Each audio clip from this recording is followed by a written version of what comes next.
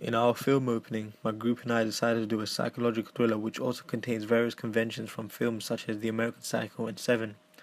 Psychological thriller is a subgenre of the broad range thriller and horror genres. We incorporate themes from the genre such as realism, perception, identity, and death. These themes all apply to Bateman, played by Christian Bale in American Psycho, portrayed as a successful businessman on the outside who seems to live a normal life at first.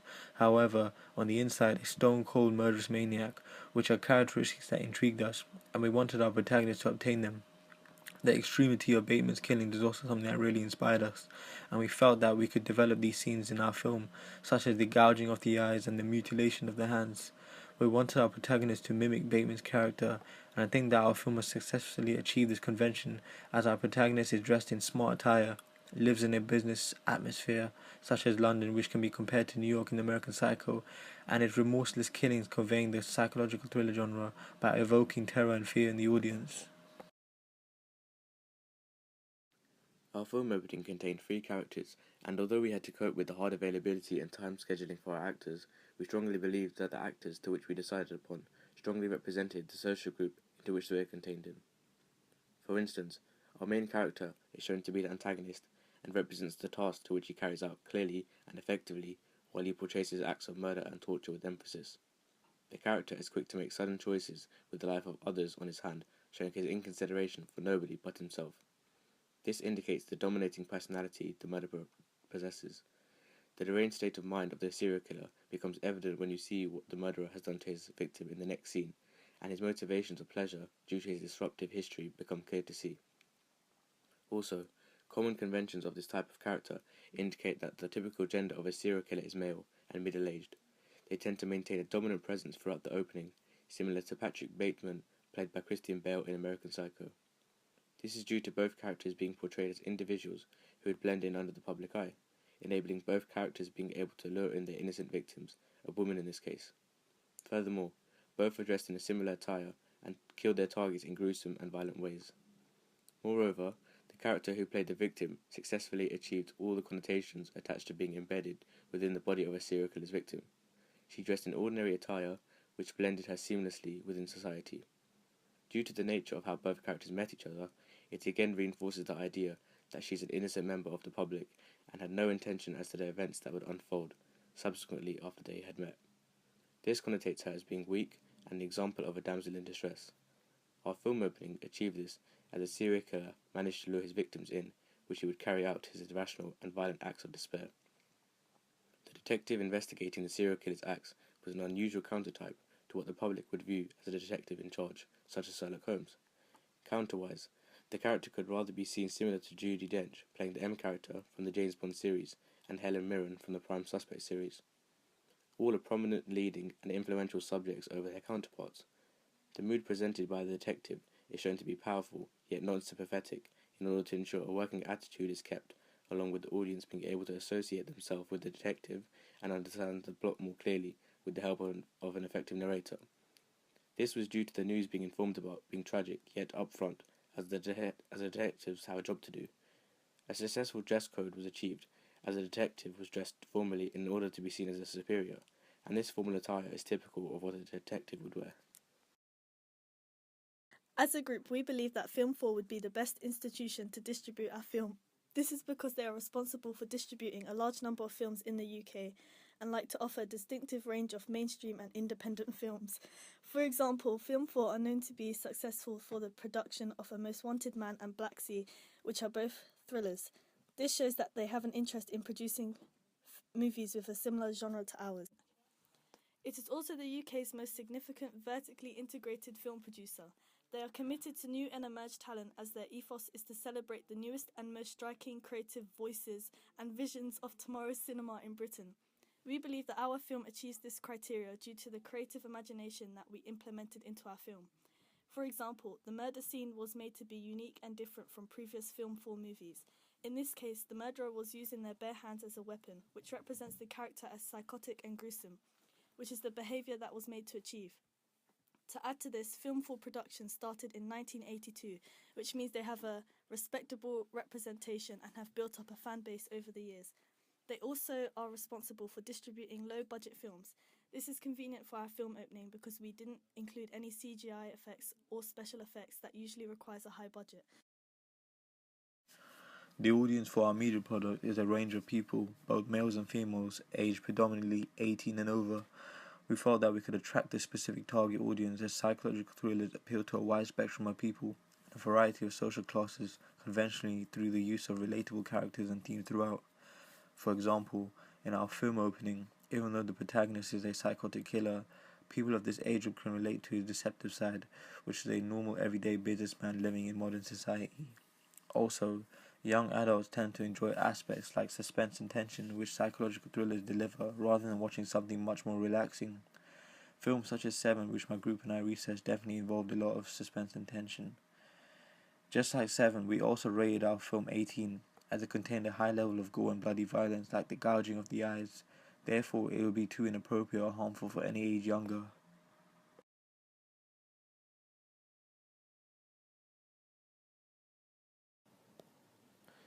In order to attract our desired audience, we needed to first find out what they desire in a thriller film. Through the use of online surveys and cross-referencing our ideas with some of the most iconic thriller films and the concepts they communicate, we were able to establish a target audience in terms of legislation and administration of the title, i.e., what would the BBFC say about the minimum age of our film, but also in a wider context by looking at texts such as Seven and the Benedict Cumberbatch edition of Sherlock. Texts such as these attract a much more mature and more intellectual audience than a typical Hollywood blockbuster, which aims to appeal to the biggest audience possible.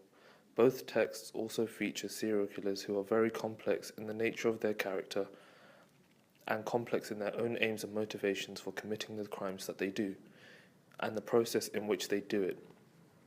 Since the target for these texts correlate with our own target audience, it seemed necessary to draw inspiration from texts such as these, and also Mary Harrow's American Psycho, to build a strong character profile lineup. So the character of Michael Killian was actually inspired by Patrick Bateman in American Psycho. The direction we approached the film opening project also helps to take shape in carving out a target audience.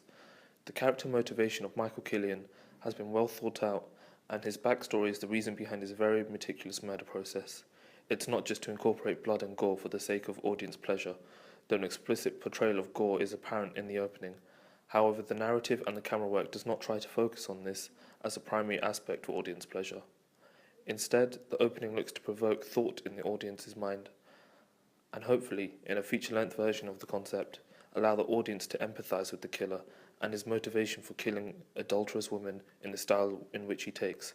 Again, this alludes to the text we had used for our inspiration. Though texts such as Seven carry a high age rating, this does not necessarily mean 18-year-olds would watch this film, and the case could be that the film actually attracts a more mature audience, possibly 25 years and above. The age range of the characters is another reason why the film attracts a more mature audience. Killian has been in a long-established marriage and is currently in his mid-30s. If the context of the film revolved around street gangs in the outskirts of London, perhaps the film would have been targeted at youths, possibly 15 and above. In terms of attracting an audience by means of region or location, the setting for our film is also an important aspect for this. By choosing to set the film in London, we can immediately attract a British audience by that factor alone. British audiences tend to conserve nationalist feelings and thoughts when consuming texts set in their home territory.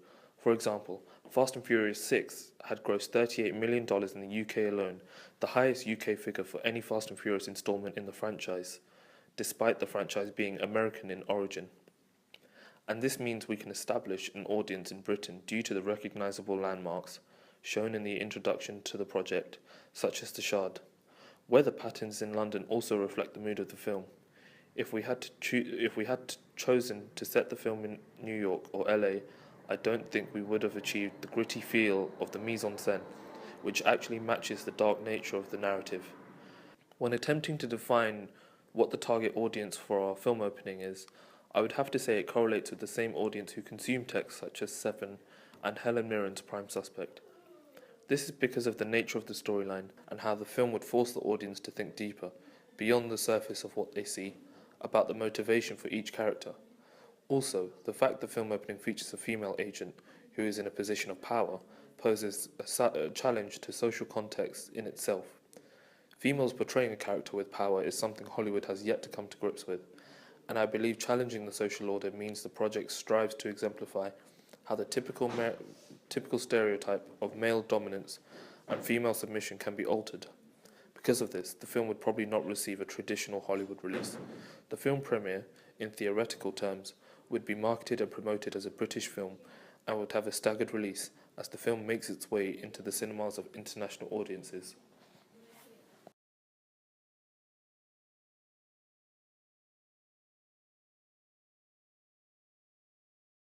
To film our project, we used two professional cameras, the Canon 5D Mark II with a 24-70 f2.8 lens and a Lumix GH3 with a 14mm f2.8 wide-angle lens, the latter of which really helped us in creating some amazing looking establishing shots and filming wide shots in greater detail. For example, the wide-angle lens helped us to create detailed establishing shots which captured a large part of the London skyline, which looked very professional in terms of the camera work. The Canon was a camera we used primarily for the close-up shots, such as the murder scene and the conversation prior to it. With each camera, controlling the ISO was a major aspect in the process.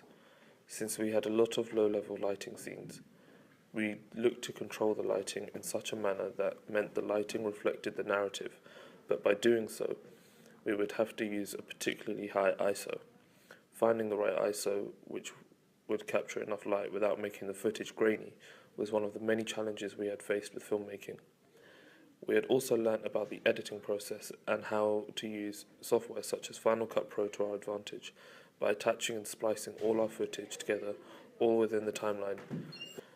The software was also useful since we needed to manipulate a lot of our footage so that the lighting could be corrected or we can create the desired effect, such as the time-lapse sequences, where Naeem Dawood's character would be in real time whilst the world around him would be in time-lapse. Whilst we have used technology greatly to our advantage in the process, some aspects of technology within social media and content services such as YouTube have also meant we have faced some drawbacks in the final days of post-production. For example, when Final Cut Pro exports a video, the footage becomes darker in its lighting. The same happens again when the video is compressed on YouTube servers. This meant that the footage we looked at in the timeline of Final Cut Pro would not be the same as what the audience sees via YouTube. Also, Content ID, the content management software which YouTube uses to identify copyright material, meant that we couldn't use the desired song we had chosen, and meant that we had to re-upload the video using royalty-free music to bypass the system. We had got the music from a website called Purple Planet. However, in doing so, this meant re-editing and retiming the time-lapse sequence to fit the music piece we had chosen to use as an alternative. However, the music is fitting to the film's narrative and sets the mood for the audience within the first 30 seconds. In comparison with our preliminary task and full product, we feel we have elaborated and improved our ideas. For example, in our preliminary task, the mise-en-scene wasn't looked upon as a key issue and wasn't paid enough attention to. This is because our main concern was to concentrate on 4 tasks that we had to implement into our preliminary task. This consisted of shot reverse shot, continuity, match on action, and 180-degree rule. In this case, our preliminary task helped us to develop the skills we needed to apply into our full product. For example, when we used shot reverse shot, we had a clear understanding on what to do. To add to this, the props and costume weren't organised due to the fact that the actors were dressed in school attire, whereas in our film opening, the characters were dressed according to their roles. This included props such as a knife, which is a typical convention of a thriller, which helped contribute to the iconography of the genre. Also, when looking at the camera work in our preliminary task, there wasn't a wide range of shots used, as this consisted of 4 basic angles. This differs from our film opening, which included a variety of interesting shots such as panning and tilts, which helped give a more cinematic look. To achieve a more realistic film opening, a lot of time was taken to create an interesting script and casting to avoid mishaps. For example, at one point one of the actors was caught smiling, which appears to make it look less serious. As well as this, the editing in our preliminary task only contained cuts, which makes it more prosaic for the audience. This contrasts with our film opening, as many other transitions such as fades were added. This composes a more intriguing look and helped maintain continuity.